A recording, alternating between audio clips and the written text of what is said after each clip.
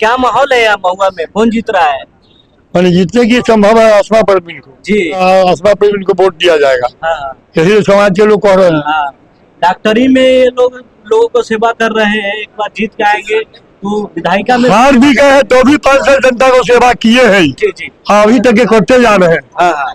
इसलिए हम लोग मदद इन्हीं को पूरे समाज मिलकर करेंगे। जी जी। और लोग हैं, भैया बैठे हुए हैं, क्या माहौल है भैया बताइए, महुआ में क्या होने वाला है इस बार? इस बार एकदम साफ है हाँ। कि इस बार डॉक्टर आसमा परवीन चुनाव जीत रही हैं, इसमें कोई संदेह नहीं जी। और तमाम विपक्ष के लोग घबराए हुए हैं। देखिए बड़ी बात, विपक्ष के लोग घबराए हुए हैं, जो वर्कर हैं, जो हमारे कार्यकर्ता हैं, हाँ। उन तमाम लोग यहाँ जा रहे हैं, उनको तोड़ने का प्रयास कर रहे हैं और डराने का भी प्रयास शुरू हो गया है कि किसी प्रकार डॉक्टर आसमा परवीन को चुनाव जीतने से रोका जाए। जी। जो लोग डराने का प्रयास कर रहे हैं उनके लिए हम आपके माध्यम से एक संदेश देना चाहते हैं। हाँ। कि हम उस देश के लोग हैं, हमको सौभाग्य प्राप्त है हाँ। कि हम भारत में जन्म लिए हैं और भारत में 12 वर्ष का दामोदर चापेकर, 13 वर्ष का खुद्दीराम बोस और 14 वर्ष का करतार सिंह सोराबा, जो पूरे ब्रिटिश सल्तनत के सामने नहीं डरा, उसको कोई दूसरा डरा नहीं सकता है। और आसमा परवीन का एक भी कार्यकर्ता डरने वाला नहीं।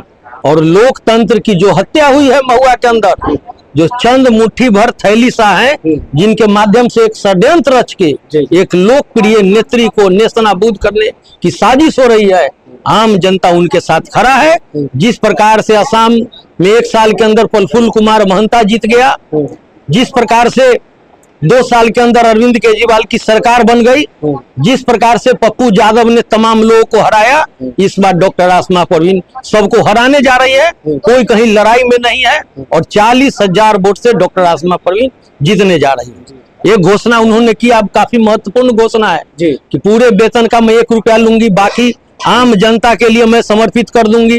उसके साथ उन्होंने कहा कि महुआ में रिंग रोड का निर्माण किया जाएगा।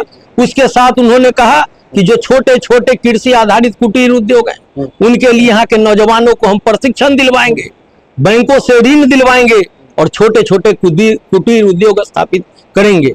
आप देखिएगा महुआ के बाजार के अंदर जाम की जो समस्या है, उसमें एक बड़ा कारण है फुटकर दुकानदार। जो लोग रेहड़ी पर ठेला लगाने वाले हैं, गुमटी लगाने वाले हैं, ठेला घींच के कमाने वाले हैं, वैसे लोग के द्वारा भी जो महुआ बाजार में जो उनकी स्थिति है वो काफी दयनीय है।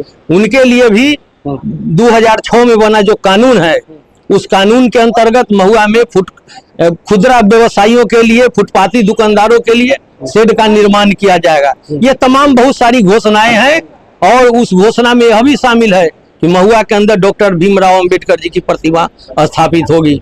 शिक्षा के क्षेत्र में सुधार होगा, एक समिति का निर्माण किया जाएगा।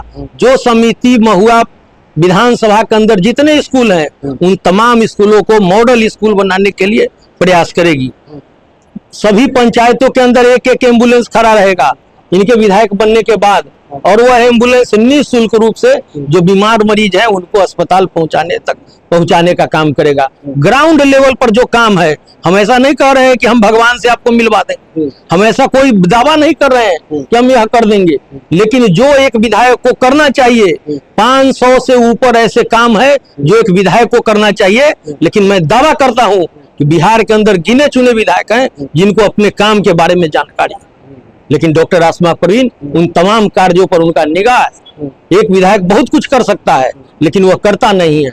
जो विधायिका का सदस्य होता है, जिसको कानून बनाने का अधिकार है, उसको कानून बनाने के विषय की जानकारी नहीं है।